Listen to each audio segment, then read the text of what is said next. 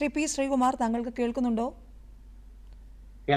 ശ്രീകുമാർ, ഇവിടെ ശ്രീ രജന സുന്നിത്താൻ പറഞ്ഞു നിർത്തിയത്, നേരത്തെ തുടക്കത്തിൽ പറഞ്ഞത് കോൺഗ്രസിന്റെ ആ ഒരു ജനാധിപത്യത്തിന്റെ സൗന്ദര്യം, KSUവിന്റെ അല്ലെങ്കിൽ പോഷക സംഘടനകളുടെയൊക്കെ അഭിപ്രായം പറയാനുള്ള സ്വാതന്ത്ര്യം, അതൊക്കെ ചർച്ച ചെയ്യപ്പെടണം. പക്ഷെ മറുവശത്ത് മാധ്യമങ്ങൾ കാര്യങ്ങൾ വളച്ചൊടിക്കുന്നുവെന്നാണ്.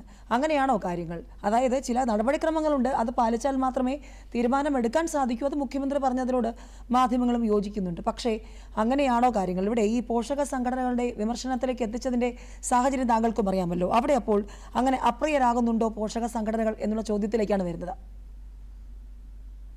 നോക്കൂ, ഒന്നാമത്തെ കാര്യം, ഞാൻ പി ശ്രീകുമാർ അല്ല, ഞാൻ എൻ ശ്രീകുമാറാണ്. അപ്പോ അത് നിങ്ങൾ ഈ ചോദിച്ച ചോദ്യത്തിന്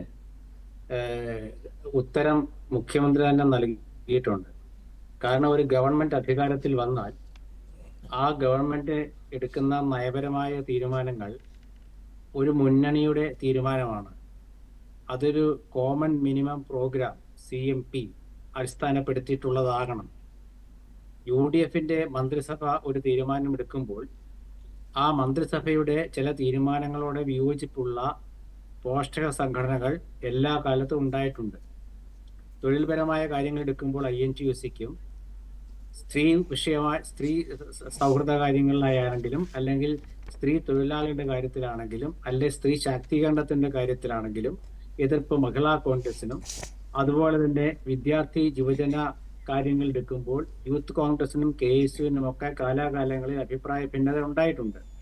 പക്ഷേ നിയമന കാര്യങ്ങളിൽ അങ്ങനെ പോഷക സംഘടനകൾ ഇടപെടാറില്ല.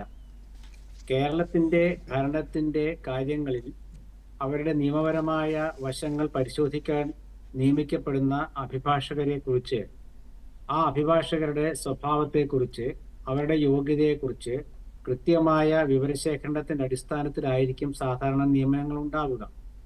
ചില ഘട്ടങ്ങളിൽ ചില തെറ്റിദ്ധാരണകൾ വരികയും, അല്ലെങ്കിൽ ചില വ്യക്തികളെ കുറിച്ച് ചിലർക്ക് ചില എതിരഭിപ്രായങ്ങൾ ഉണ്ടാവുകയും ചെയ്യുന്നതും സ്വാഭാവികമാണ്.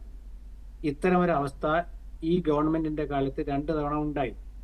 ഒന്ന്, ശബരിമല കേസുമായി ബന്ധപ്പെട്ട് നിയമിക്കപ്പെട്ട അഭിഭാഷകന്റെ കാര്യത്തിലായിരുന്നു.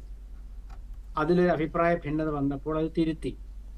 മറിച്ച് ഗവൺമെന്റ് പ്ലീഡർമാരെ, എന്ന് വെച്ചാൽ സർക്കാർ കേസുകൾ വാദിക്കാനും മറ്റു കേസുകളിൽ സർക്കാർ നിയോഗിക്കുന്ന അഭിഭാഷകരാകാനുമുള്ള പാനലുകളിൽ നിയമിക്കപ്പെടുന്നവരെല്ലാവരും ഏതെങ്കിലും രാഷ്ട്രീയ കക്ഷിയുമായി ബന്ധമുള്ളവരാകണമെന്ന് നിർബന്ധം പിടിക്കരുത്. അത് ഒരു കാലഘട്ടത്തിൽ ഒരുപക്ഷെ അവർക്ക് രാഷ്ട്രീയം കാണാം, പിന്നീട് ആ രാഷ്ട്രീയ ചേരിയിൽ നിന്നും അവർ മാറിയിട്ടുണ്ടാകും. പക്ഷെ ഗവൺമെന്റ് വിരുദ്ധ നിലപാടുകൾ സ്വീകരിക്കുന്നവരെ വെക്കാൻ പാടില്ല. അതിന്റെ ഒരു ഉദാഹരണം കഴിഞ്ഞ 2-3 ആഴ്ചകൾക്ക് മുമ്പ് കണ്ടു.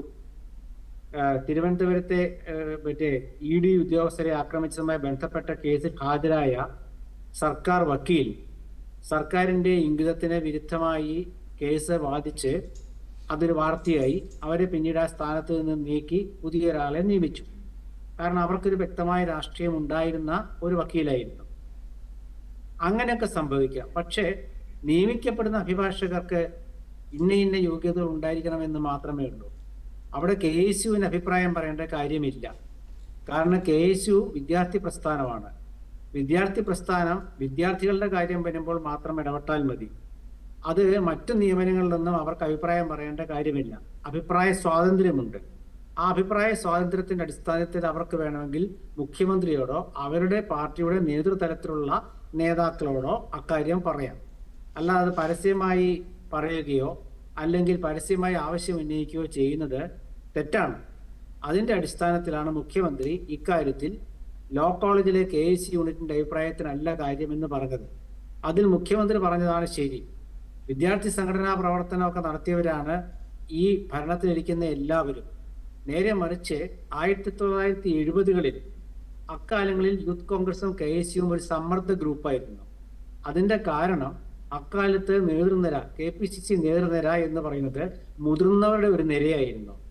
അവിടെ ഒരു യുവജന വിദ്യാർത്ഥി കാലത്ത് ഉള്ളവരുടെ ഒരു ആവേശം അവിടെ ആവശ്യവുമായിരുന്നു. ഇന്നതല്ല.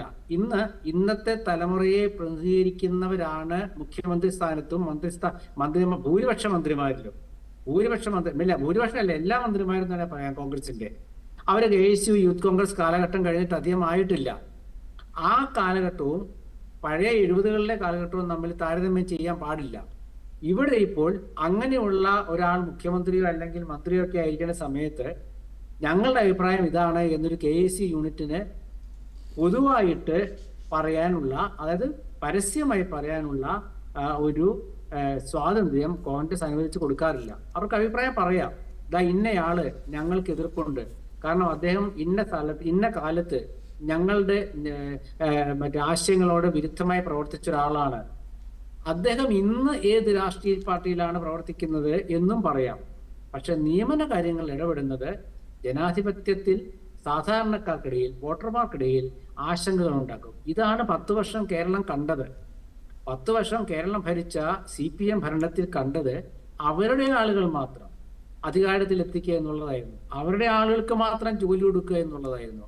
അതിനെതിരെയുള്ള പോരാട്ടവും നടത്തിയവരാണ് ഇന്ന് അധികാരത്തിൽ വന്നത്. അതും കൂടെ കാണണം.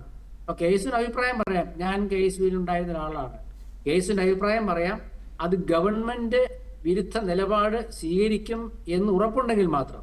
നേരെ മറിച്ച് നിയമിക്കപ്പെടുന്ന അഭിഭാഷകരാണെങ്കിലും നിയമിക്കപ്പെടുന്ന ഉദ്യോഗസ്ഥനാണെങ്കിലും യഥാർത്ഥ വേദികളിൽ ഗവൺമെന്റിന് വേണ്ടിയാണ്, അവരുടെ ഗവൺമെന്റിന്റെ അംബാസഡറാണ്, ഗവൺമെന്റിന്റെ വക്കീലാണ് എന്ന് തോന്നിപ്പിക്കും എന്നൊരു ഭരണാധികാരിക്ക് തോന്നിയാൽ ആ ആളെ നിയമിക്കാം.